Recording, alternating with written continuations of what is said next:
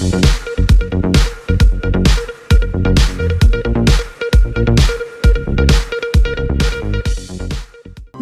ঘোমটা দিয়ে মহিলা সেজে প্রতিমা বরণ পুরুষদের। প্রাচীন এই প্রথা চলে আসছে ভদ্রেশ্বর তেঁতুলতলা জগদ্ধাত্রী বারোয়ারিতে।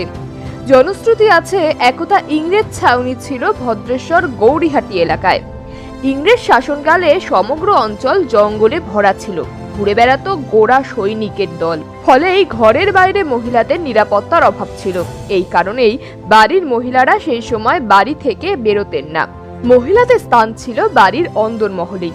তৎকালীন সময় জগদ্ধাত্রী পুজোর আচার অনুষ্ঠান সবটাই সামাল দিতেন পুরুষরাই, এমনকি প্রতিমা বরণও করতেন পুরুষরাই। পরিবারের পুরুষরা মহিলা বেশে বাড়ির বাইরে ঠাকুরকে বরণ করতেন। আজও সেই প্রথা চলে আসছে ভদ্রেশ্বর তেঁতুলতলার পুজোয়। শাড়ি পরে মাথায় সিঁদুর লাগিয়ে এয়ষ্টি সেজে মহিলা বেশে বরণ ডালা হাতে জগদ্ধাত্রী মায়ের বরণ করেন পুরুষরা।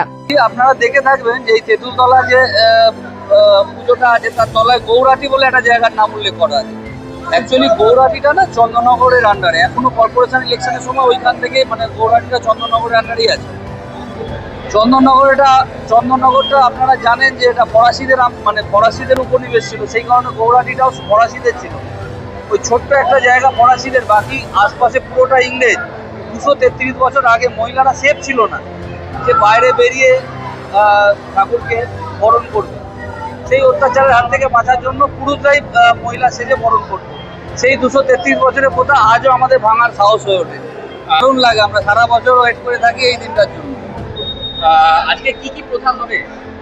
দেখুন, যেহেতু এবারে দশমী দুদিন পড়েছে, সেই জন্য কালকে পুজো হয়ে গেছে। অন্যবার হলে কি হয়, সকাল থেকে পুজো হয়, তারপরে সুতো কাটা হয়, তারপরে মায়ের গয়না যেগুলো খোলার মতো থাকে সেগুলো কিছু খোলা হয়, তারপরে এখন বরণ হবে। এরপরে তো আমাদের আলোকসজ্জা নিয়ে চন্দননগর যাওয়া হবে।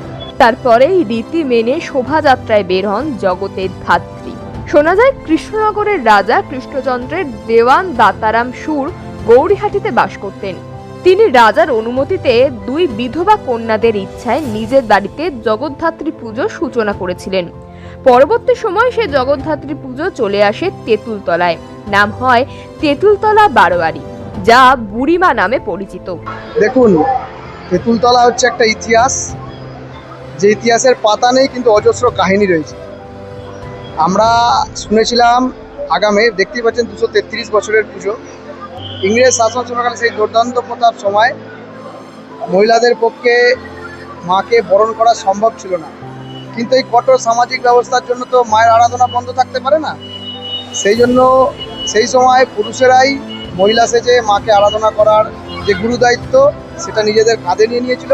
সেইখান থেকে আজ অবধি এই প্রথা চলে আসছে, ভবিষ্যতেও চলতে থাকে। 233 বছরের এই পুজোর রীতিনীতির বিশেষ কোনো পরিবর্তন হয়নি। পাশাপাশি পুরুষদের বরণ দেখা যায় চন্দননগরের তেমাতা রানীমার পুজোতেও। হুগলি থেকে তরুণ তাঁতের রিপোর্ট, সময়ের বার্তা ডিজিটাল।